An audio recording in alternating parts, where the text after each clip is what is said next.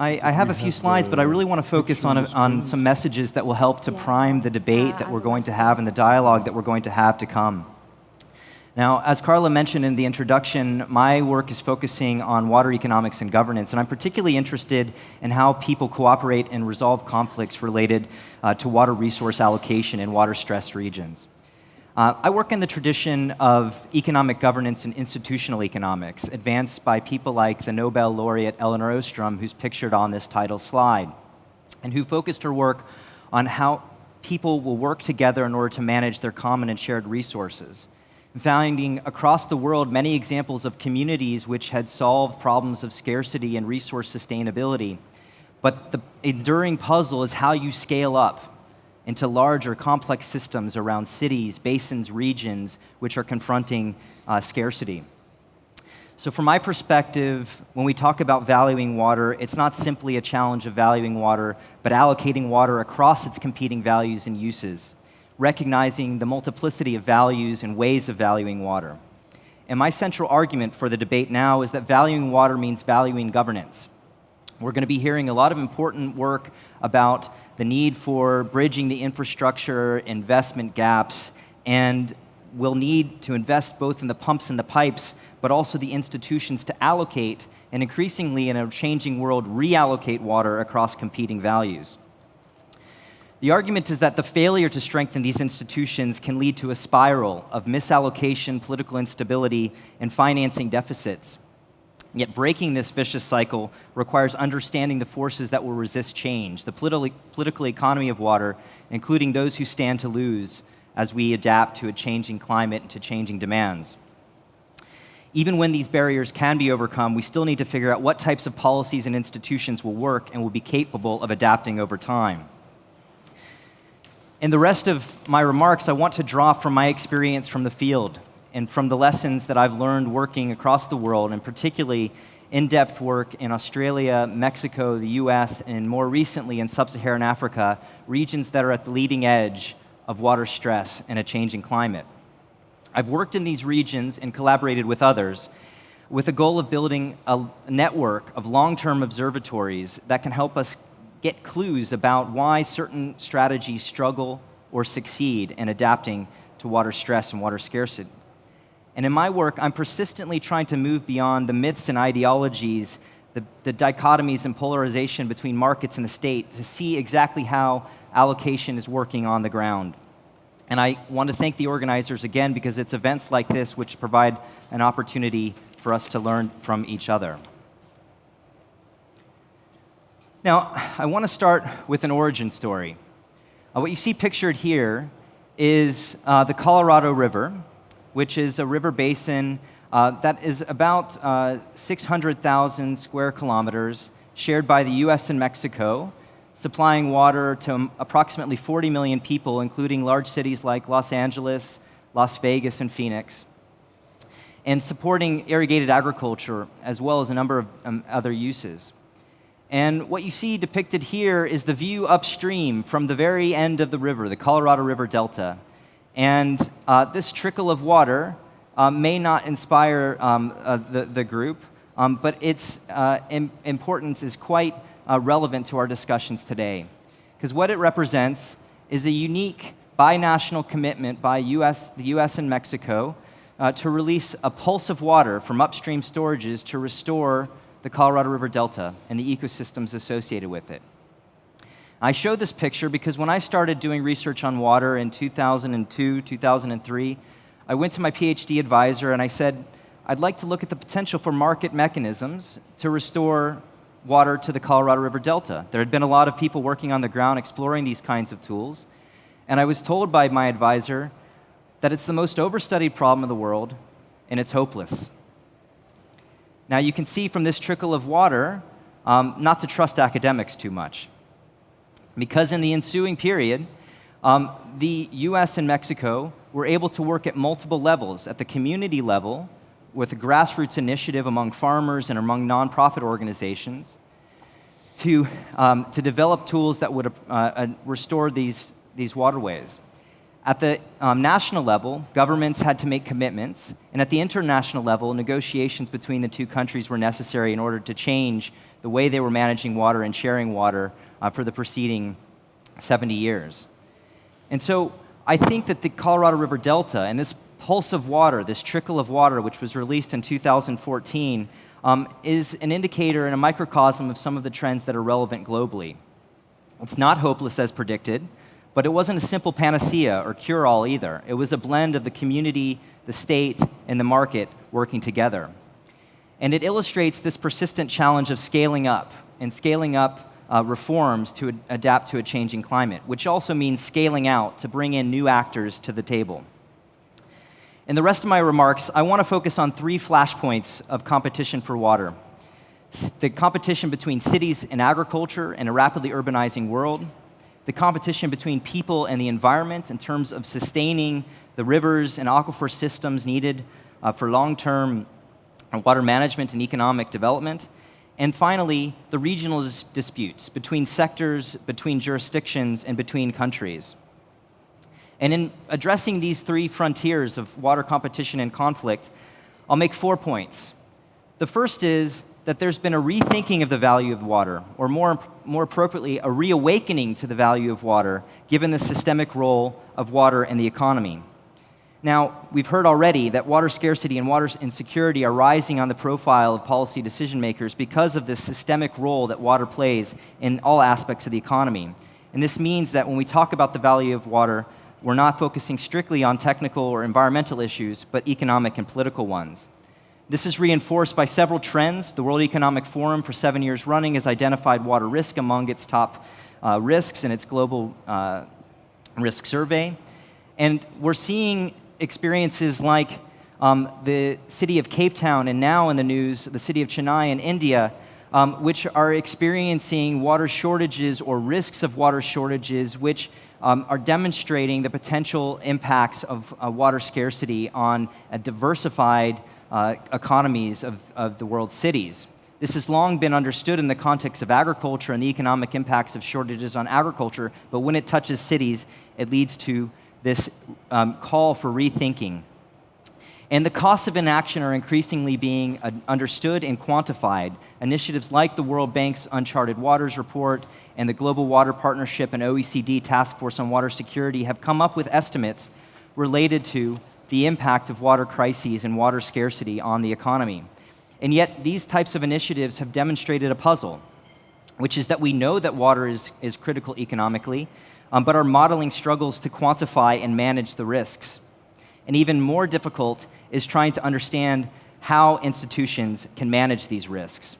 Now, this leads to a few implications. The first is that these growing perceptions of a crisis have created the political impetus for reform, for both financing and allocating water.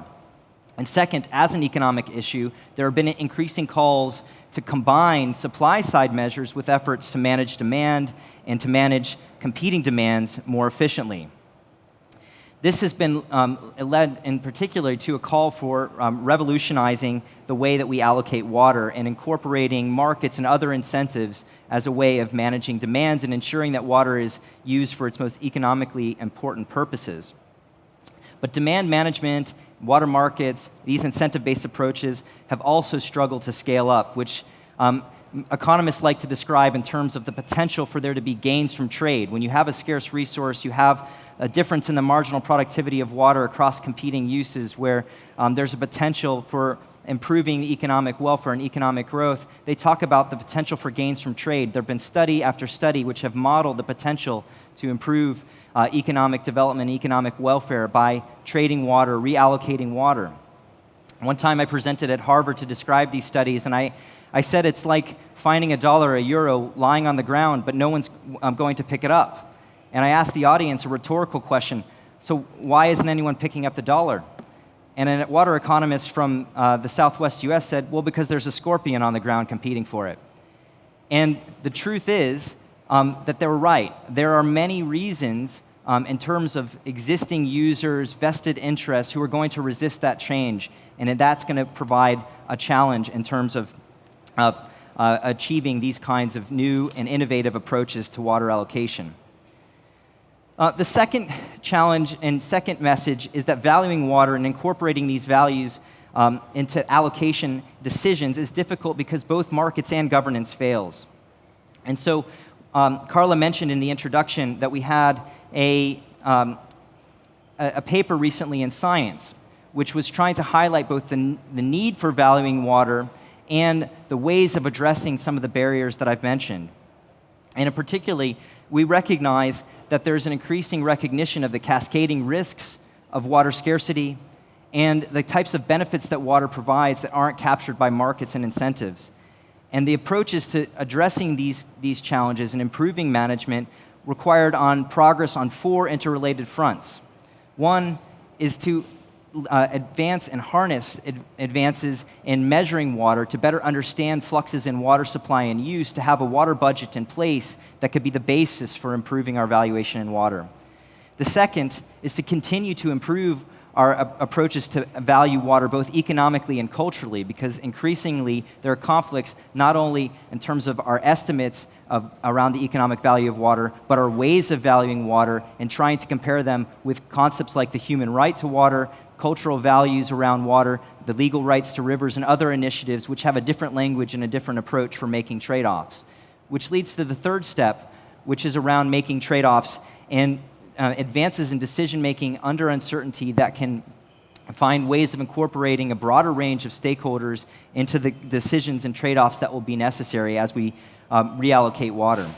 And finally, and most importantly, we need a continued progress and innovation in water governance, improving property rights and developing coordination institutions. We've heard already in the opening remarks that there's a need to move beyond these traditional dichotomies of public and private, local versus international in other areas, but that requires that we have the institutional capacity to work across levels and across the public and private sector. So I'm running short on time, so I want to highlight a few lessons from the global experience. The first is related to the allocation responses to global challenges associated with rapid urbanization. Rapid urbanization is one of the mega trends of the 21st century, and it's leading to increasing competition between cities and agriculture for water. And this is depicted by the experience in Monterrey and northern Mexico, which demonstrates the importance and value of water because of the role that water plays in a regional hub for the economy and international trade. And as you see here, in Mexico, one of the most urbanized countries in the world, you have a typical experience where an expansion in population has led to an expansion in the extent of the city. And moving from 1970 to 2014, as you see the boundaries of the metropolitan area expand. Now, this urbanization and land use change has gone hand in hand with efforts to draw water and import water from an increasingly larger region. This is a concept that's been described as hydraulic reach. And what you see now is the city extent, which is circled in green, situated within the wider region, in which, in red, the water supply system has drawn water from as much as 100 kilometers, and in blue, there have been impacts on downstream irrigated agriculture. And when this project to bring water from agriculture was developed in the mid-1990s, it was described as La Guerra de Agua, the water war, because the cities and agriculture saw this as a zero-sum game. We've now just completed a study with the World Bank assessing a number of projects, including those in Mexico, Brazil, South Africa, and Australia. And the stakeholders involved in this project now see this project as a project for the region that's benefited both agriculture and the city. And the lessons from that transition in Monterrey are relevant across an increasing global experience, because what Monterrey demonstrated is that we need to move beyond dividing the water to sharing the benefits. And once we focus on the ways in which that economic welfare for the city can then be reinvested in regional transitions and adjustments within agriculture, there was a potential for both groups to improve. And in fact, it illustrated the progress on the 4 steps that I mentioned in terms of improving measurement, developing water accounting that can account for cities as part of rural-urban systems, improving valuation in terms of understanding the economic value of water in different uses, and improving trade-offs in terms of understanding how these projects are going to impact on the vested interests, the agricultural users which had been settled in this region, and developing the governance approaches in order to address these challenges. Now, I have run short on time, so I will just emphasize that these types of challenges associated with urbanization are leading to both efforts to scale up coordination and part of these larger regions, as well as rapid innovation in decentralized systems, such as those where you have small-scale water service providers, such as tanker trucks, providing up to 20% of water supply in cities where centralized systems have left important gaps. So the governance models, the governance solutions to valuing water better in decision-making are going to be highly context-dependent. Now, these kinds of challenges in terms of valuing water and allocation have been playing out on other fronts in terms of competition between people and the environment. The Murray-Darling Basin is an example of this, where it has one of the most advanced water markets in the world. And the big lesson here is that the water market has been the servant of sound governance, and that scaling up efforts to balance the water for people and the environment has involved significant time, significant resources, and significant efforts to understand the impacts that this transition will have on agricultural communities in particular. And I want to stop by coming full circle and highlighting the challenges associated with regional disputes, which are going to be an increasing issue as water becomes interconnected within the economy and links very local issues and local crises with the wider impacts on other sectors, on other jurisdictions, and on other countries. And in the case of the Colorado River Basin, you'll see that this local trickle of water ended up having a ripple effect in terms of governance and management at much wider scales. So I'll conclude with some summary remarks, which are that overcoming these barriers to change and improving our approaches to valuing and allocating water will require fresh thinking about collective action and governance, how we can work together that will blend the market, the state, communities, and the private sector. We hear a lot about blended finance. We need blended governance and blended institutions. In her Nobel Prize speech, Elinor Ostrom emphasized that we need to move beyond markets and states, and we see this example moving through in the case of water allocation and management. And then in terms of some of these summary points, first, that allocating water is our way of ranking competing values. So valuing water is going to require that we improve water allocation. That rapid change means that allocating water is increasingly about reallocating water. Third, I've emphasized that we need to pay attention to vested interests and political economy issues, understanding why these innovations that we want to have are not being addressed, and address those barriers head on. And this will allow us to build flexibility and sustainability into water allocation, which will be expensive because there are going to be cheaper solutions, but no cheap solutions or quick fixes. And so I want to thank again the organizers for the opportunity to contribute, and I look very much forward to the discussion to come.